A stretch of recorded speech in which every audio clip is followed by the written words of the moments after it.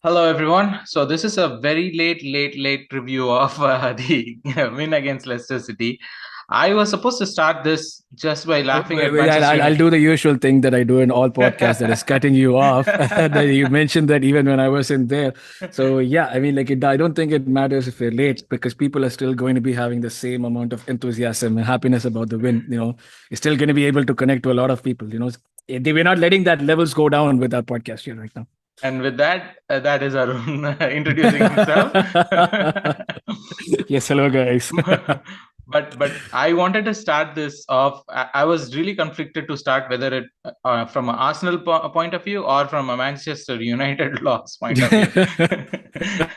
Yeah, that's definitely true. I can definitely see your dilemma. The fact that our game happened on a Saturday, and we had close to 20, a lot of time to actually look at Manchester United and their miseries and laugh at them. That would definitely give you confusion as to what was the thing that actually brought us more happiness. Was it our win, or was it United's loss? Not just And the that, way in right? which they lost. Not just that, right? Like the whole week has been awesome for an Arsenal fan perspective. Like seeing Chelsea fans having a meltdown about the red card or yellow card or It foul was or like, whatever it yes, is. welcome to our world, fuckers.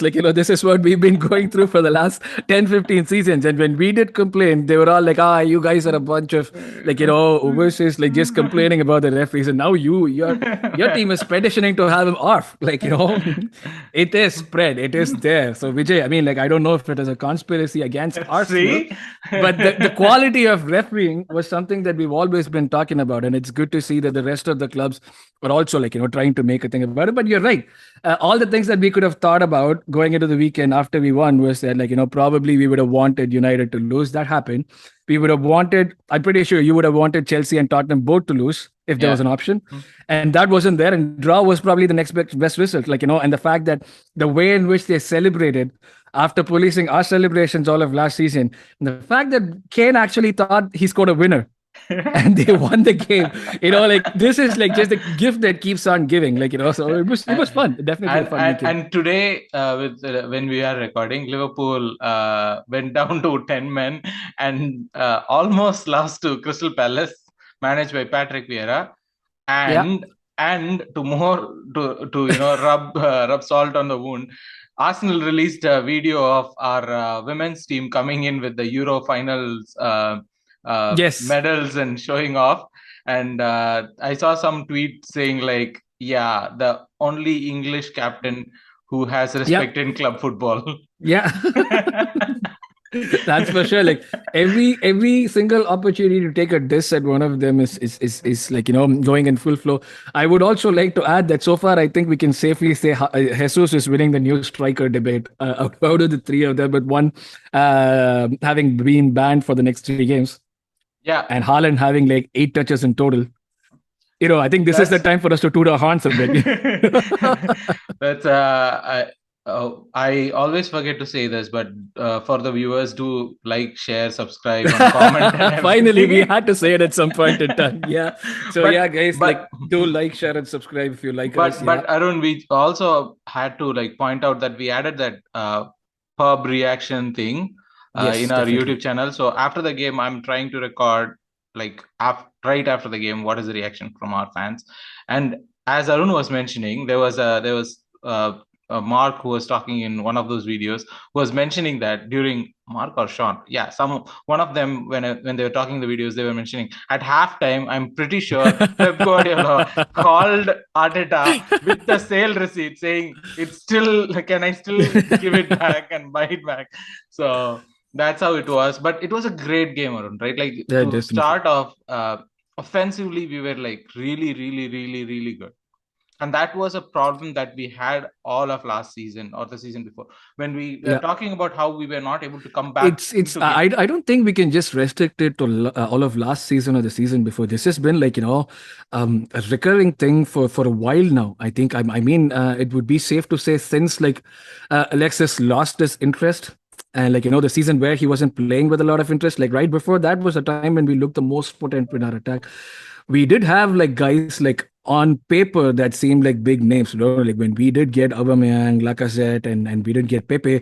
In our heads, it was going to be like, a trio that was going to like challenge or even beat Salah, Mane, and Firmino. But unfortunately, in your head, maybe.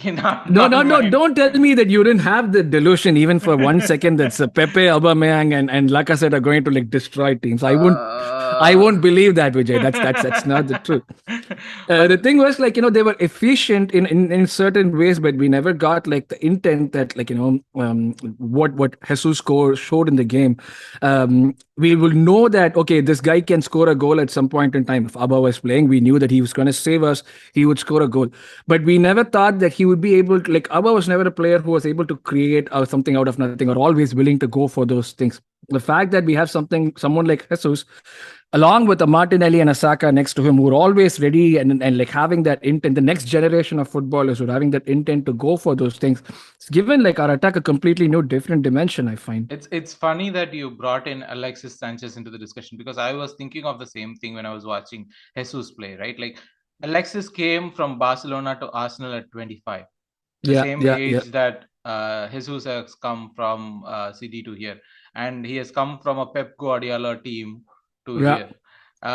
So there is a lot of comparison. I'm not saying he's going to... But I think the comparison should end right there. It shouldn't go beyond that. Like, just winning 1 or 2 FA Cups, or like, wanting to leave in 3 years, getting disgruntled. Yeah, the only difference is now it's Arteta, whom he has worked with, and we never know what's going to happen. But it's also true what you said about the first goal, especially the first goal, right? It was literally, it came out of nothing. That lifted the team, in fact. Like, the whole problem we had last season about us not being able to come back, I think is attributed to the fact that we were not able to create anything out of nothing. Right? Like, there were no players apart from Saka who could step up and do something that could make a team go, oh wow, where did that come from? And that was what Jesus' reaction was for that goal. But sticking on to Jesus, he's one of those players, like, like we said.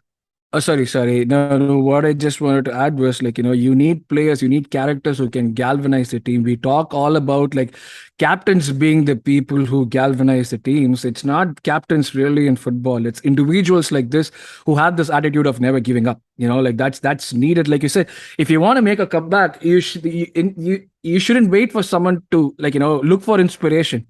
You shouldn't have to look for it. There should be someone who's always willing to be ready and put their hands up. And that's what this is going to add, something that like, we've been lacking for a long time.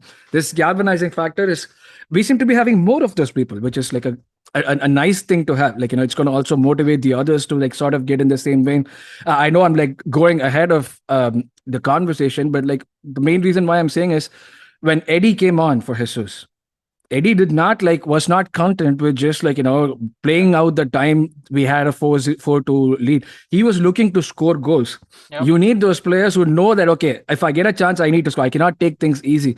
We've seen this in Wenger times. Like, I don't know if you remember, we would like create 25 chances in a game. Yes. Especially against United. We'll create 25 chances.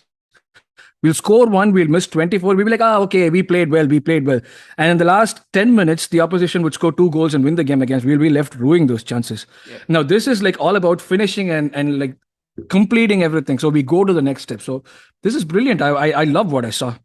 Literally, that's what the thing is, right? Like 4-2 in previous Arsenal teams would have been a game that would have had us thinking like, oh my God, it could have gone either ways. In the last 10 minutes, last 15 minutes, last 20 minutes. But this was a game that we felt the 2 goals were flattering to Leicester, right? Those 2 goals, they didn't play to deserve 2 goals. Very good point. Yeah. They didn't play to deserve those 2 goals. I saw something because I saw a stat, the number of shots that Leicester took. All of the, like 0% of the shots came from within the box. The most important factor more than that is Gabriel Jesus outshot Leicester. Yes, exactly. This showed the kind of dominance, the fact that I know we are like waxing lyricals about Jesus within the second game, but for people like us who have been like wanting, like literally praying to God every single day, please give us something like this. And God himself comes here, like, Jesus comes here, like making us all believe in Jesus. That's a little bit too much, Arun. That's a little bit too much. Taking that a bit far. You just did that. I'll let you bring us back to earth and continue this conversation. But on that goals front, there was also like we scored 4, and out of which everything came from the left. Which is I'm not saying that the right is not functional. That conversation has to happen at some point, or it's not functional. I think that's a stretch of a statement to make. Let me ask you this, Vijay. At what point would you say they are not functional? If they start making mistakes and conceding goals down that side, or if they not create anything from that side and we just goals from one dimension? Like, what do we mean by non-functional? Because from what we've seen so far, this is my point when people keep saying this non-functional thing. Yeah. And what we've seen so far, we've not conceded a goal down the right in the 2 games. It was not because of that. Yes, we did not create a lot. Saka seemed a little less threatening, but there was no point at which we lost control on the right side. Mm-hmm. Right. So for me, like when people say like nothing is happening from the right, or like, Saka and Odegaard, and yes, they're not contributing to the same extent that we might think. But why does it have to come to that point functional? Like at what point do you think we can say it's non-functional? So for me, especially on that right side right now, for me the answer is that Saka is doing a job of a Pepe, which is stretching the pitch on the right, which he shouldn't be, because he's a person who's always cutting in, who's always going to be a threat around the box, in front of the goal, like in and around that area. That's where his thing is. And so we see that like our most creative outlets, our most creative players are Saka and Odegaard in that sense. And they are asked to do a job, or they are doing a job that's different from what they are used to or what their strengths are. That is why I'm feeling like, because it might be because of a lot of reasons, but again, the presence of White right now could also be a reason in terms of stretching the pitch. Yeah, there is a lot of reasons, and I'm happy that creative job now Martinelli has taken over. Martinelli is not just trying to shoot; he's xhaka. Xhaka. Yeah, but still, like I'm saying, like on the wide 3, Martinelli is the one who's now trying to create. Before that, Martinelli used to be a look with the ball, run and score, shoot, that kind of a player. But now he is trying to lift up his head, do the things that Saka does on the other side. But the only other thing that I meant was like it is getting to a point of non-functional is because that spark between, or the individual brilliance that they have, that is not being utilized, right? That is the same problem we had with Pepe. Pepe is not a touchline hogger, but we made him play that way. But Pepe has his limitations, but we also we exaggerated his limitations a lot by making him play something that he is not.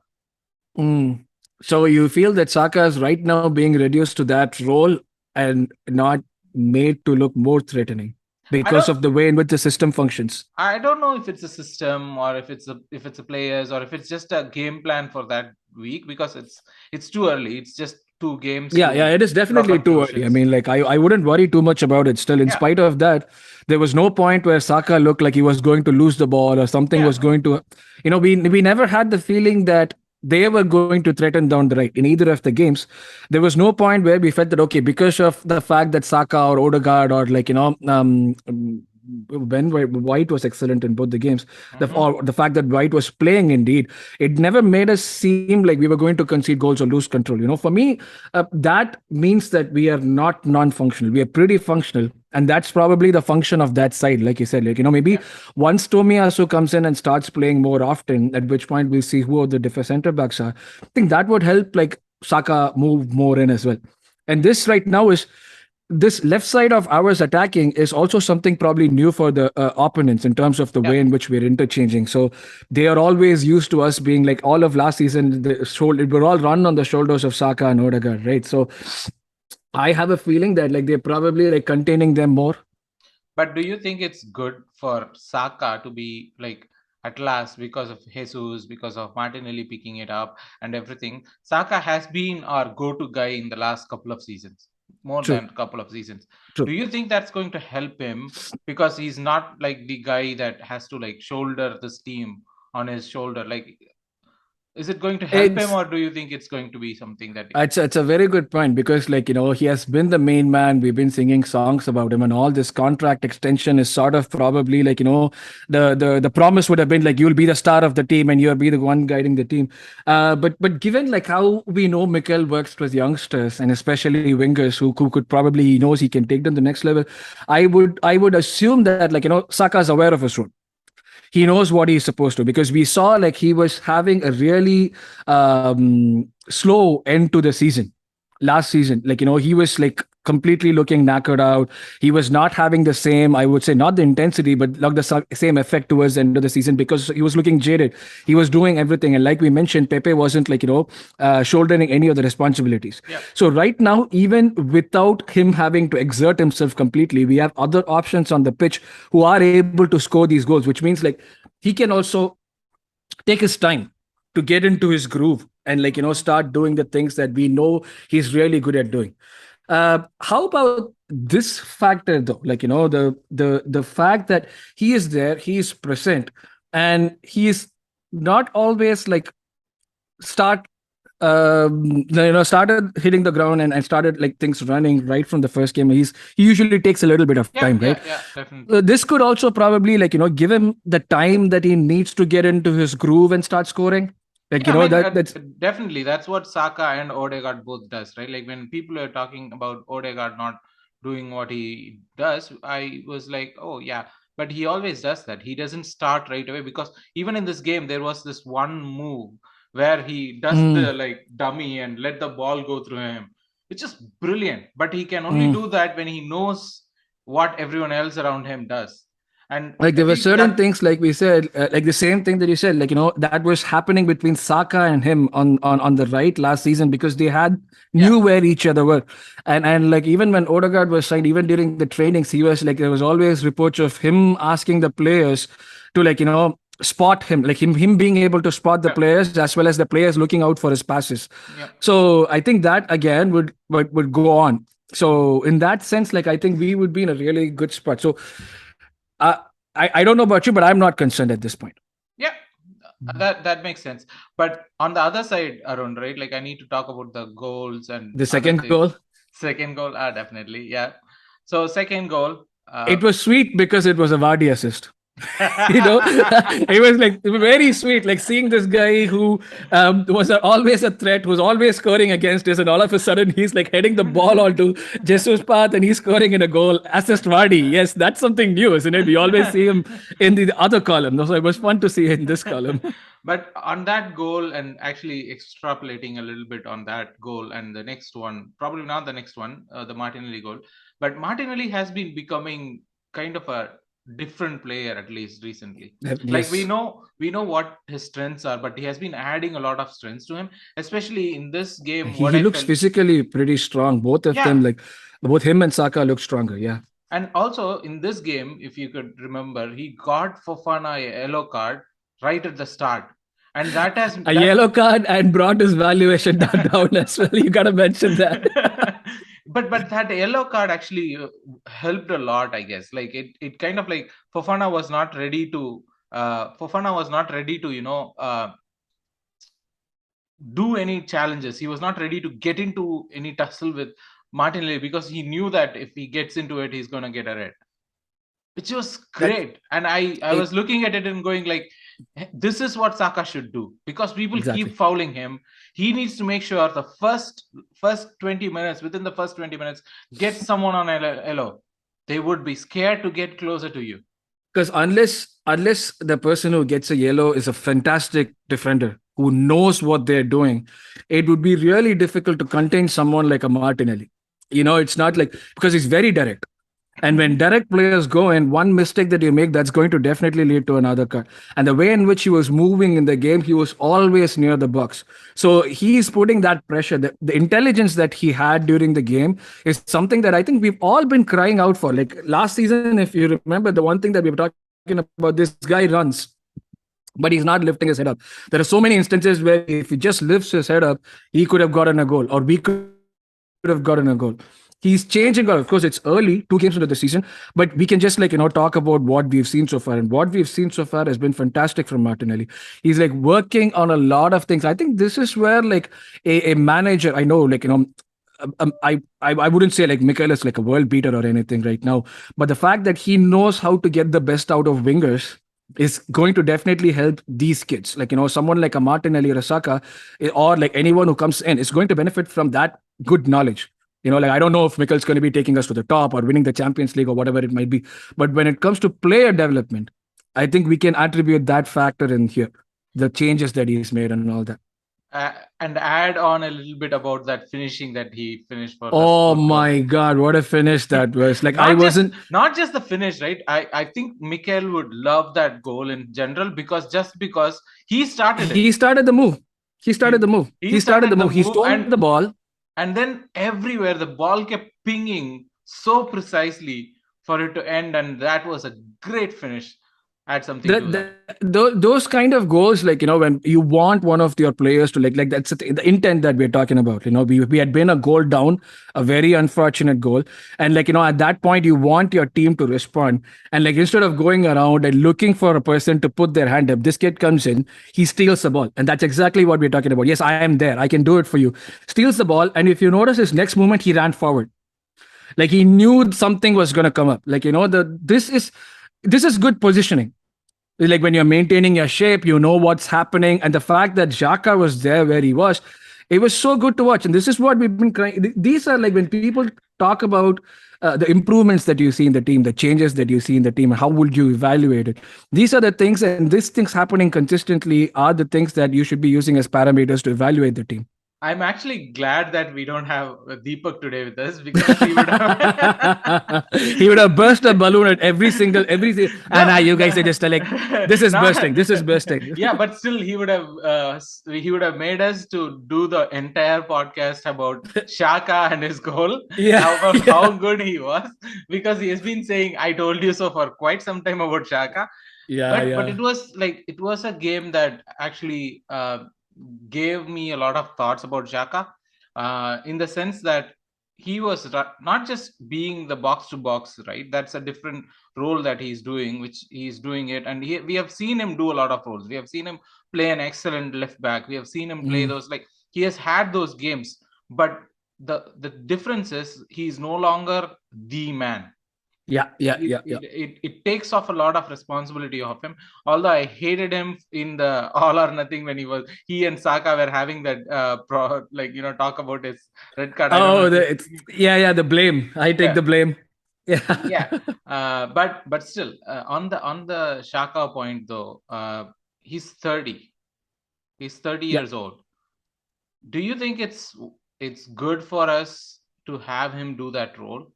He is doing it fantastically. I'm not questioning that.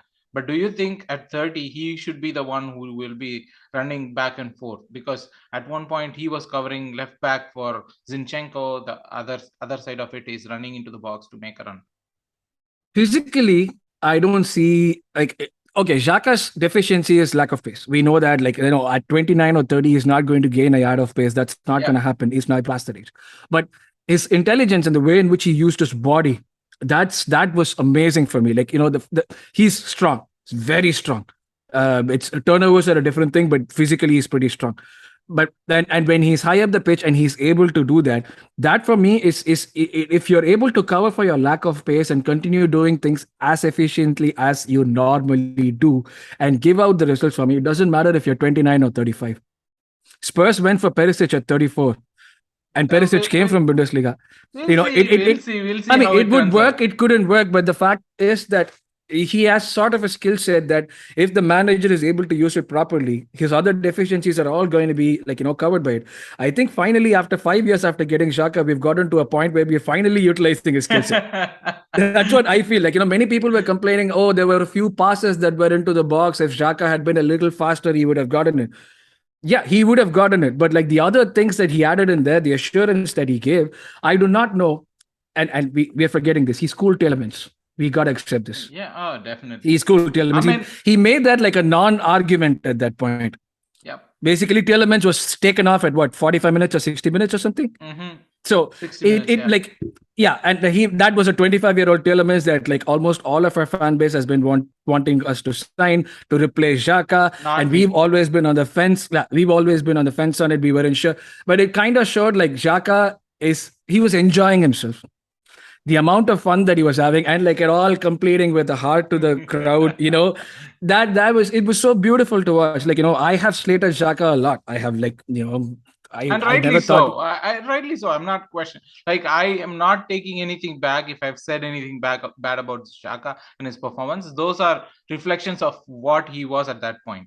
At that point, yes, definitely. Like we did not see a dimension of his gameplay. We were not intelligent enough probably to see. There was not a manager intelligent enough to show us what he's capable of. We just have to divert the blame at this point. We cannot take all of the blame.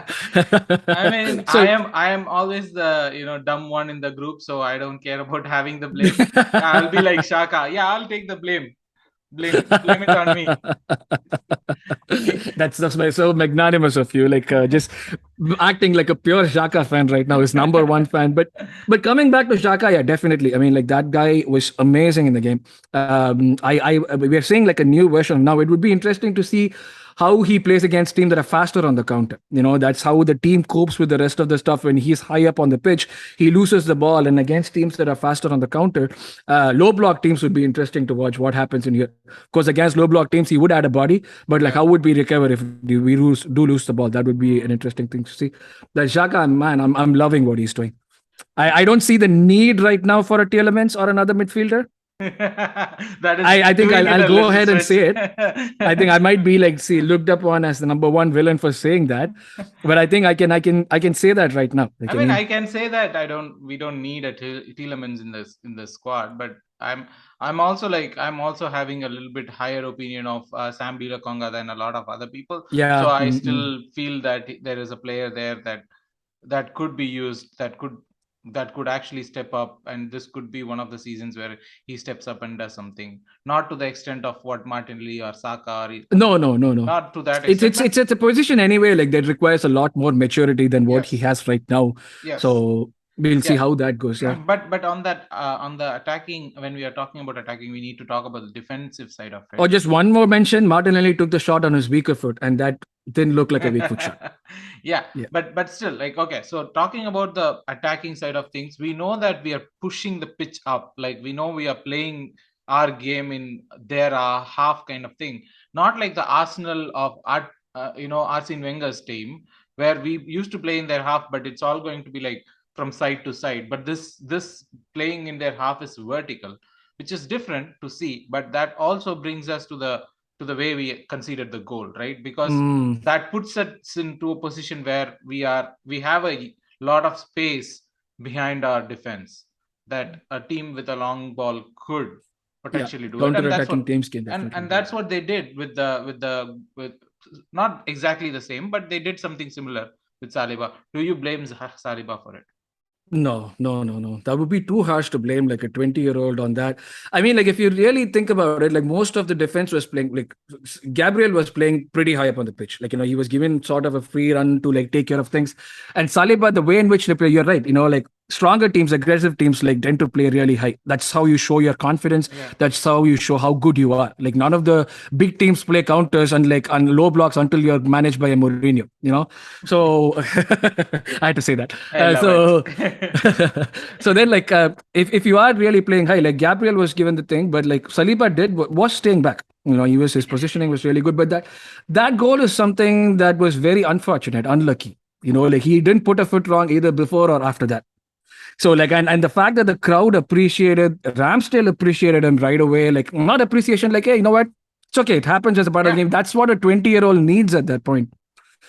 And the crowd appreciating was the biggest deal, because you don't see that at the Emirates. Not just that, right? Like, we have been seeing that, and I wanted to bring I think I heard that in another podcast too. Like, I think it's Arsenal Vision or someone mentioned it too, right? Like, it's not just a team that is lifting spirits up. It's a crowd, and we know that Arsenal as a squad is a young squad, and now we know that the whatever Ashton Burn boys or whatever the group that is doing it, that's 18 the to ultras, 20-year-olds. They are the 20-year-olds. So it's literally those guys that singing and appreciating Saliba, a 20-year-old, which was great to see. And that is what we want. We want our players to be feeling that, okay, this fans, they are going to give me something more. Like, a mistake that I make is not going to be made use of to ostracize me for every single touch that I make beyond this. That's a very, very, very important thing. It also shows that the fans are becoming more mature, and they're having a little bit of hope. I would hold that opinion for some more time. At least until the next loss. Let's put it that way. On a sunny day, everything's sunny and nice, but you never know when Arsenal fans will turn. True. But Arun, like, on that sense, right, like on the defensive side of it, for me, the worrisome part of it was that I still have fear about, and I blame Deepak again for putting that fear into me, because he pointed that Aaron Ramsdale doesn't have any, any push, or he doesn't have Leno to push him, and seeing him concede another near post goal it's not pretty. Yeah, he should have saved that one. Yeah, he should have definitely. I don't think it was too difficult of a shot. It was like, it's recurring, and that's bothersome. He let it through his legs. Sorry. Yeah. You don't want your first choice keeper to keep doing the same thing again and again, especially when your second choice is like the US national team's goalkeeper who has played in the MLS before. So it's true. We want him to be more on his toes. But I think at this point we just have to take a leap of faith with Turner. We're not going to be playing any Europa League games this month. Yeah, I don't think, are we playing anything in September? I'm not sure either. No. So given that, I think the first 10 games, Ramsdale pretty much has a free run. Unless he does something really stupid and Mikel feels the need to bring Turner in, it's going to be Ramsdale to be saying. We can just hope that the goalkeeping coaches, sort of try and identify the issue first. I mean, we as fans are able to see a few things that we see through our eye test. He's not coming down quicker, or he's not doing this, he's not doing that. But the rest of his game is still functional. It's really good. It's efficient. His balls are really good. The way in which he sends through balls and all that. That's what we have. That went to, for the third goal, for the hat trick that Jesus missed. It's just, oh my God, that would have been put, what's his name?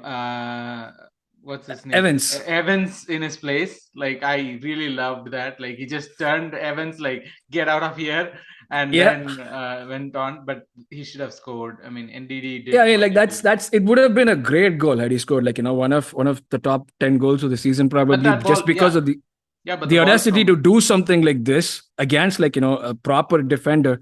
It was unbelievable. But coming back to Ramsdale, that's what I would say. I think they need to identify the problem first. I mean, you and I should not be the people identifying the problem. I mean, they definitely do something about they should identify the problem. If they allow it to recur, then we'd be considering a lot of goals.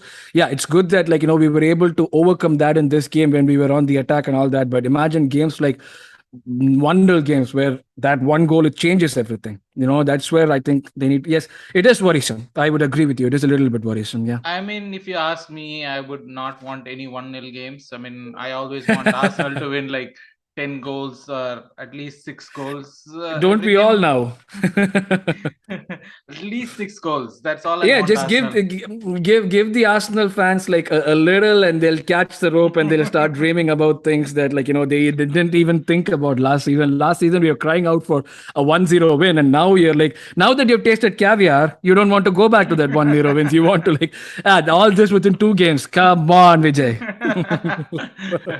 But it's good. It's good to see that Arsenal themselves do it, because before that, what would happen is I will watch Arsenal play, and after it has happened, I go back into my FIFA put on Arsenal and like beat the same team, beat the same 10-0, 4-0, 5-0, 6-0 to get my revenge back. But now it's the life and times of Arsenal fans. It's happy that now Arsenal's doing and I don't have to do that anymore. Yeah, you don't have to take your thing out on your PlayStation anymore. Yes. But around like one last thing, I am worried about Arteta's substitution timings. You feel it's happening pretty late into the game? Yes. We have but are we being critical with just like 2 games on? I mean, what else are we doing? Because like I hear your point. I hear your point in terms of like, providing rest to people, but you also want your main players to have a lot of game time as well, right? So the more time that your players get and the more time they get to use to the conditions and playing with each other, it's only going to improve on and help. Of course, like giving time to the other fringe players also keeps them on their toes, keeps the first team players like knowing that they have someone pushing. It adds to their value as well. But over a 38 game season, plus like the Europa League and the 4 competitions that we're in with the squad and 5 subs, all of them would get enough chances in game minutes. So I'm not worried about like whether they are getting the chance. No, that's what I'm saying. Like I think the fact that they are staying longer on the pitch right at the beginning would give the first team more time to gel in. And at the same time, as the others get in, like they would get their chances as well at some point, which would even things out. I find like maybe if you're substituting 60 minutes or 70 minutes of Jesus for an Eddie, maybe the next time it would be the other way around. Like you'll have an Eddie so we want all of them to be ready. Okay. And I think that's where plus it's just like the first 2 games. I think it's more time for the first team to gel rather than getting like the fringe players in. So by that, do you mean that Zinchenko is our first choice? Zinchenko and White are our first choice, and then Tomiyasu and Tierney are our horses for courses. That would be my answer. Damn it! That would be my answer for that. Horses for courses. And we are having the options to actually be able to do that. True. Yeah. That's it's not just numbers; it's quality as well. But that would be a question that I would ask anyone listening to put in our comments or in our social media, like who is your first choice fullback, and tell me if it's Zinchenko versus Tierney or White versus Tomiyasu. Tomiyasu. Thank you so much for joining in today. I think we have had enough fun laughing at United. And yes, we can continue on doing that. Like, there's no stopping that. We don't have to stop. Really. I really hope so. I really hope so that the Ten Hag gives us something lasting to laugh about. But thank you, Arun. Thank you for joining in today. Thanks again. And thanks a lot. See you next time. Bye. Definitely. Come on, you Gunners.